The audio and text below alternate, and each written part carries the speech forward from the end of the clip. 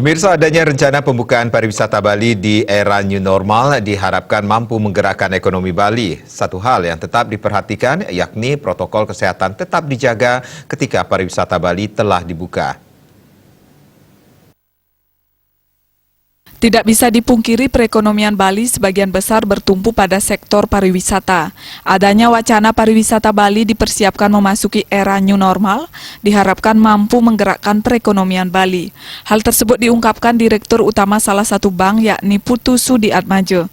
Dibukanya sektor pariwisata harus tetap mematuhi dan mentaati protokol kesehatan. Misalnya menerapkan rapid test, swab, cuci tangan, jaga jarak, serta protokol kesehatan lainnya.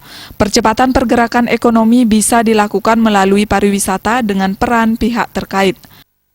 Ya, memang tidak ada pilihan lain ya. Kita harus berani membuka diri atau istilahnya new normal.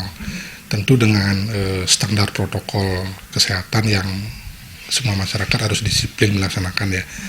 Karena kalau tidak dibuka atau ada semacam pelonggaran, otomatis roda ekonomi tidak akan berputar gitu loh. Akan terus nandak seperti ini dan dampaknya lebih berat lagi gitu.